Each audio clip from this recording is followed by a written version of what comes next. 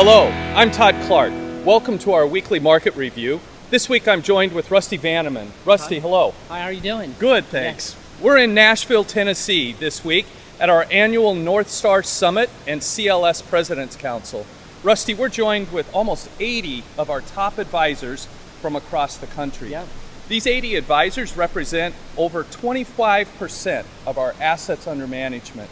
It's a big and important group for us. I'm looking forward to this week. Absolutely. Indeed, I am too. You know, one of the things have already been lost like 8 times. This place is huge. We're at the Gaylord, and it's a huge, huge hotel. Yeah. A lot of miles on the Fitbit this week. A lot of steps. Absolutely. One of the things that I think many of our advisors that are attending here, as well as the other advisors across the nation, are wondering is what about the Fed? Oh, the They Fed. did nothing again.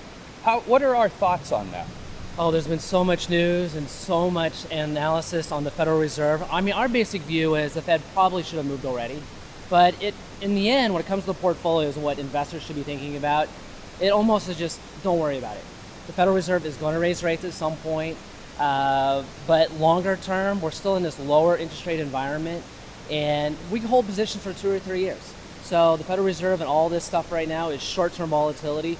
Longer term, I mean, the thing to think about is probably keep durations or interest rate sensitivity on the portfolios a little bit lower. But other than that, it's like almost just turn off the news sometimes. It's just too much worry. It really is. Last week we talked a little bit about companies and industries that do well in a slow growth environment. Let's switch gears just a little bit and let's talk more about international, in particular emerging markets.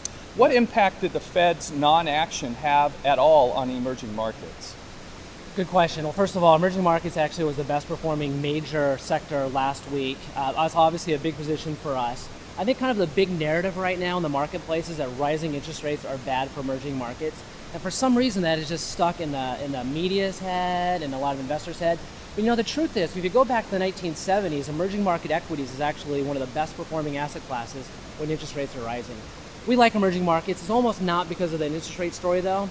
It's really because valuations are so low. They're on sale. I mean, it's like a big discount on emerging markets. And valuations are by far the leading driver of returns in the marketplace over like the 5 to 10 year time spans, even go down to 3 year time span. It's even a leading predictor for 1 year performance. Emerging markets have vastly superior valuations. We really like that sector. We're not getting a lot of satisfaction out of it this year, but it's a very high conviction position for us. That's great. Besides telling it, clients to shut off the news and don't worry about the Fed, what else should advisors be talking to clients about in the coming weeks and months ahead?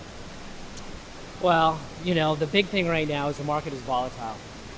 We haven't had a correction up until recently for 4 years. The market has been really stable, and now we just had this little spike in volatility. You know, it's kind of surprising. A lot of people aren't that nervous about it, but what if we get a little bit more? And what if people start getting a little more nervous? I think the message is it's normal. It's healthy market behavior. The volatility, we got to expect it as investors. It's that time of year to see a little volatility. I just got to say, by the way, this week's Weekly by Paula Week talks a lot more about emerging markets, talks about Europe, talks about the Federal Reserve. It's a really good weekly too. So sounds great. Sounds great. We're looking forward to our meetings here in Nashville. Thanks for joining us this week, and we look forward to seeing you next week on our weekly market review.